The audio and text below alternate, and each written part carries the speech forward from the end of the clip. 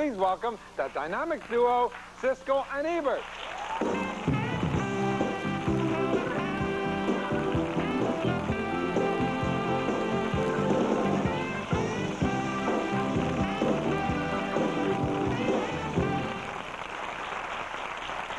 He won the toss again. He did, yeah, you tossed to see who sits next to the... I've never won a toss. You're kidding me. Never, for anything. Did you ever look at the coin? That's an idea. No, We always use his coin. Yeah, right? no, it was a dime, and one of your assistants flipped it, and I called it correctly heads. One of my assistants? Yes. What? So then he won, so then I asked, where do you want to sit? And said he close. chose this chair. He could have chosen this chair. I was hoping he would take this chair, but anyway, we can talk like this. It's very Okay, yeah, no, I can hear you from here. I'll just sit Good back. view of you from here. Right. I got to tell you... Actually, if we're the other way around, I might have a little difficulty if you think about it.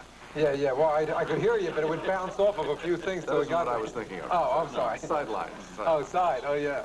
I got to tell you something. You know, I watch you, and you do a great job, and you're terrific, and you probably are the best at what you do. I got to tell you honestly, though, I've never been into reviews.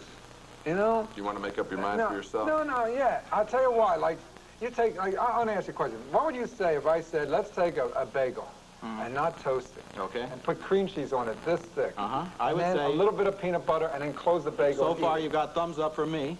You're not going to know the ethnic diversity of our show very quickly. You should toast that bagel, and you should put a little bit of cream cheese on and a little lox, and not peanut butter. He's from downstate Illinois, where Well, wait a minute. Let They me make tell the you what. world's largest bagel factories in Mattoon, Illinois, 40 miles from where I was born. Yeah, and I bet they don't put peanut butter on it there. They just send them out, and then you cut them in half and toast them. That's a very interesting point. Just like they do over at the Stage Deli. You know, here in I'm New learning York. a lot. Just sitting here, I'm getting an education. My point is, that happens to be my favorite sandwich. Right? Now, let's say we were watching a TV show, and someone came up with that. I've never tried it. Yeah. And you say it's terrific, you say it's not, and they should put lox on it. I end up not enjoying that sandwich because you said don't have it. So, which is what Gene just told you right now. So yeah, so the same thing with the movies. I mean, you know what I'm saying? Yeah, I think there's a difference, and let me see if I can figure it out. Here. For one thing, there is a repetition involved in eating that sandwich. In other words, you can have that sandwich. I mean, the elements are kind of simple. There's the bagel, there's peanut butter, and then there is the cream cheese, okay? If you have an objection to one of those elements, that disqualifies that sandwich. Right. Especially the bread. The movie. You're listening to one of the keenest theoretical minds in the this nation. is the, yeah. You're hearing. I'm impressed, you know? I'm not a restaurant I mean, critic. this guy can do movies, he can do bagels. This is very interesting. However, movies are a little bit more sophisticated and a more collaborative medium in the fact that they involve many actors, a script, and a director, lighting, camera movements, you know all that stuff. Yeah. So as a result, I think that there's a lot more to choose from than the three elements that are involved in your little sandwich. All right, now let's say, though, if you did it with other things, you can't... If Robbie Benson is peanut butter, then I might agree with you, because there are very few movies lately that I've seen of his that I like. However, I am flexible enough so that when he was in One-on-One a few years ago, which I thought was a very good film, Yeah, the basketball, right? that time I liked peanut butter, if you will. I liked Robbie Benson. This But has then- really gone right over my head. I lost Wait the... a minute. You lost us the minute we went with the peanut butter bagel. stands for the script. What stands for the direction? The whole. Now, if you were to review, This my isn't point making is, me hungry at all. if you're to review, like I've seen some movies, I don't read reviews, see, and I go Not to even see, when you're in a movie yourself. Yeah, I Have you couldn't- tried reading a review while eating a bagel? That, I haven't even done that. Like, I go to a movie, and I sit down, I watch it, hey, I liked it. Then you come out and you hear everyone say, that was panned and this and that. I liked it. You're not wrong.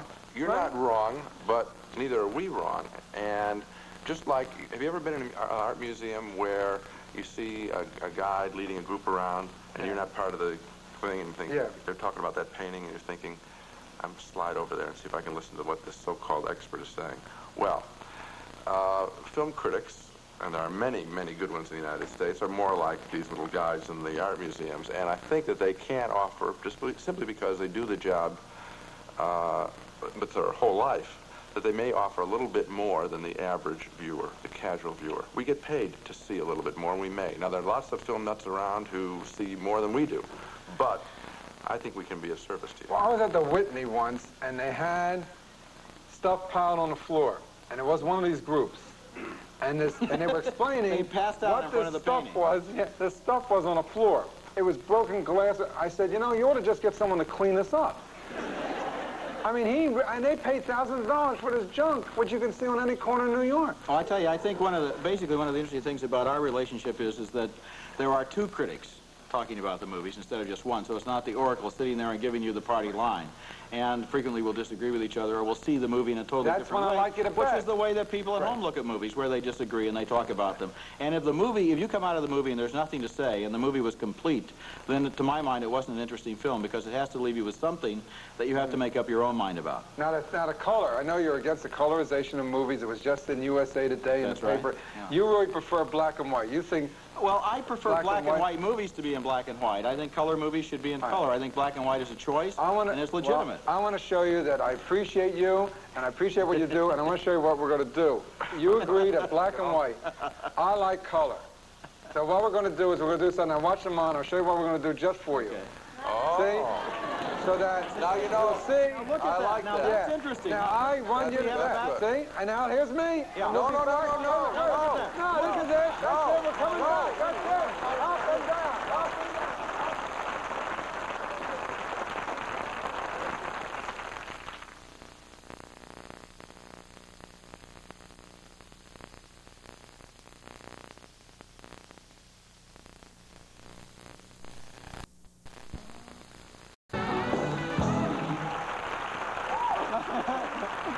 All right, let me ask you a half a question, all right? Okay, I'll give you half an answer. All right, now, if you had one film to take you're on a deserted island, you only have one film to take with you that you'll play the rest of your life, what would it be? How to build a boat. I'd probably take Citizen Kane. Old joke, very old. What would you take? I'd probably take Citizen Kane. Or maybe The Third Man, Notorious, the Dolce Vita, Singing in the Rain, 2001. One film, one film. What would you take?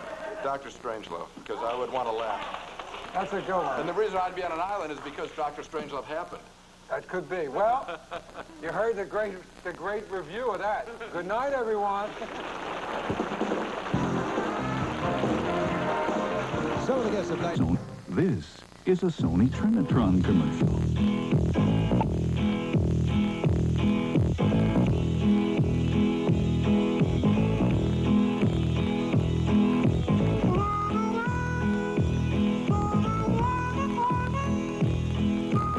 If you buy a Sony Trinitron or Videoscope before this year's end, Sony will give you a 5-year warranty, because they last and last and last.